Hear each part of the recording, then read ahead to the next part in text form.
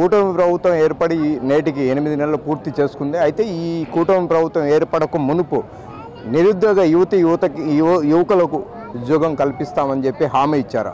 అందులో భాగంగానే నేడైతే 58 కంపెనీల ద్వారా దాదాపు 6,900 పైచిలకు ఉద్యోగాలని నిరుద్యోగ యువకులకు కల్పించే విధంగా కడప ఎమ్మెల్యే మాధవిరెడ్డి ఆధ్వర్యంలో మెగా జాబ్ మేళా జరిగింది. అయితే ఆ మెగా జాబ్ మేళాలో ఎంతమందికి ఉద్యోగాలు కల్పిస్తున్నారనేది మనతో పాటు కడప ఎమ్మెల్యే మాధవిరెడ్డి ఉన్నారు. ఆమెను అడిగి తెలుసుకునే ప్రయత్నం అయితే చేద్దాం. మేడం నమస్తే, చెప్పండి. కూటమి ప్రభుత్వం ఏర్పడక మునుపు ఎవరైతే నిరుద్యోగ యువకులు ఉన్నారో వాళ్ళకి ఉద్యోగం కల్పిస్తామని చెప్పి హామీ ఇచ్చారు. అందులో భాగంగా నేడు మెగా జాబ్ మేళా అయితే నిర్వహించారని చెప్తున్నారు. ఎంతమందికి యువతకి ఉద్యోగ కల్పన జరిగింది? జాబ్ మేళా ఈరోజు ఎస్వి ఇంజనీరింగ్ కాలేజీలో దాదాపు 58 కంపెనీలు కడపకు వచ్చాయి. హెచ్సిఎల్ లాంటి కంపెనీలతో పాటు శ్రీ సిటీ నుంచి ఎన్ని కంపెనీలు వచ్చాయంటే అన్ని కంపెనీలు వచ్చినాయి. ఈరోజు దాదాపు 7,000 ఉద్యోగాలు వేకెన్సీస్ ఉన్నాయని కంపెనీలు చెప్తా ఉన్నాయి. అలాగనే 7,000 పైచీలకు నిరుద్యోగులు కూడా రిజిస్టర్ చేసుకున్నారు. ఈ యొక్క జాబ్ మేళా సిడియాప్ యొక్క సహకారంతో ఈ జాబ్ మేళా ఇక్కడ పెట్టడం జరిగింది. మా అధ్యక్షుడు పోలిట్ బ్యూరో మెంబర్ శ్రీనివాసరెడ్డి గారి సహకారంతో, ఆయన సహాయంతో ఈ యొక్క జాబ్ మేళా కడపకు తీసుకురావడం జరిగింది. మిగతా ప్లేసెస్ కంటే పెద్ద ఎత్తున కంపెనీలు కడపకు వచ్చినాయి. ఈరోజు మీరు గమనిస్తే గత 5 సంవత్సరాల నుంచి కొత్త కంపెనీలు రాకపోవడం తట్టుంచితే ఉన్న కంపెనీలను కూడా పారగొట్టేసినారు.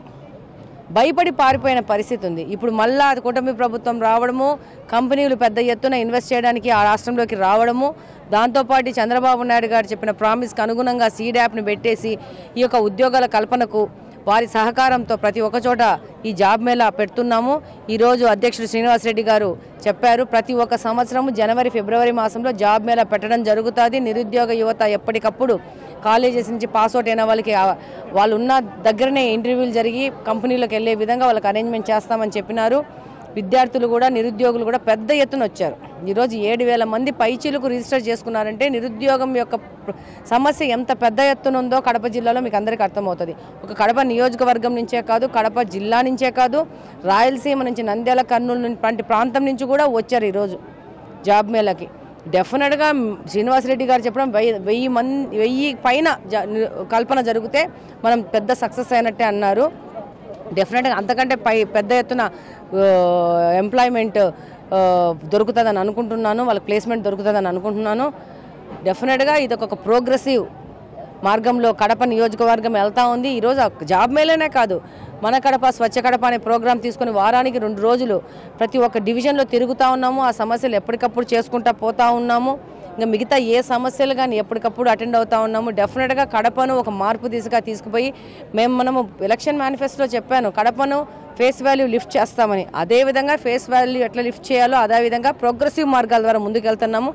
డెఫినెట్గా మన కడప భవిష్యత్తు మన చేతుల్లో పెట్టుకొని మనం అభివృద్ధి చేసుకుందామనే మెయిన్ మోటివ్తో ముందుకెళ్తున్నాం. అయితే మేడం, గడిచిన 5 సంవత్సరాల వైసీపీ పాలనలో ఉద్యోగాలు అధిక శాతం కల్పించాము. కూటమి ప్రభుత్వం ఏర్పడి 8 నెలలు పూర్తవుతున్నప్పటికీ నిరుద్యోగ యువకులకైతే ఉద్యోగం కల్పించడం లేదని చెప్పి ప్రతిపక్షాలు ఆరోపిస్తున్నాయి. ఎలా చూడొచ్చు అంటారు?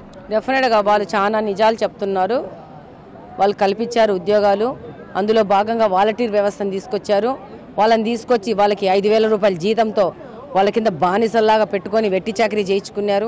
ఆ తర్వాత 2023లోనే వాళ్ళ జాబ్ రెన్యువల్ చేయలేదు, వాళ్ళను వదిలేశారు. మరి ఏ ప్రాతిపదికన 2023 నుంచి 2024 వాళ్ళు దిగిపోయే వరకు జీతాలు ఇచ్చారో కూడా వాళ్ళనే ప్రశ్నించాలి మీరు. ఇది ఒక మోసపూరితమైన ప్రభుత్వం, పాత ప్రభుత్వం. ఒక డిఎస్సిని కూడా వాళ్ళు పెట్టలేదు. ఎంతమంది దీంట్లో ఇబ్బంది పడ్డారో ఇప్పుడు ఉన్న నిరుద్యోగ యువతను అడిగితే చెప్తారు. కాబట్టి ఉత్త పిచ్చి మాటలు, పిచ్చి కథలు మాట్లాడడం మానేసేసి కనీసం ఇప్పటికన్నా ఆంధ్రప్రదేశ్ ఒక ప్రగతి బాటలో ముందుకు పోతోంది.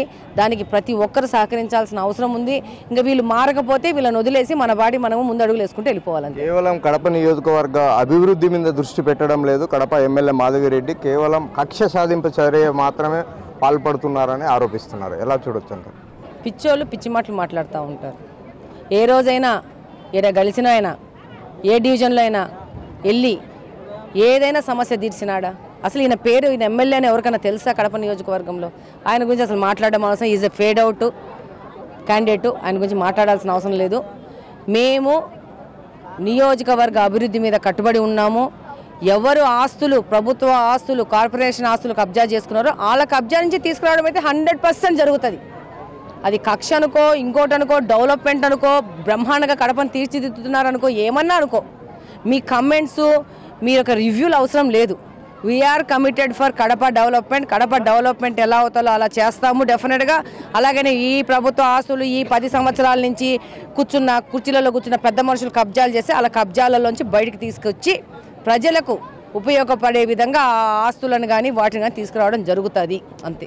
ఫైనల్గా మేడం, ఇంకా రాబోయే రోజులలో కడప నియోజకవర్గంలో యువకుల కోసం అనేక కంపెనీలు వచ్చే అవకాశం ఉందా? ఒకవేళ వస్తే ఎన్ని ఉద్యోగాలు తెప్పించే అవకాశం ఉంది? నేను ఇందాకనే చెప్పినా, నేను ప్రతి ఒక్క సంవత్సరము జనవరి ఫిబ్రవరి మాసాలలో జాబ్ మేళా పెడతాము. ఒక ఉద్యోగాల పండుగని ఒక రోజు పెట్టి జాబ్ మేళా పెట్టి నిరుద్యోగ యువతకు భరోసా ఇస్తూ ముందుకెళ్ళడం జరుగుతుంది.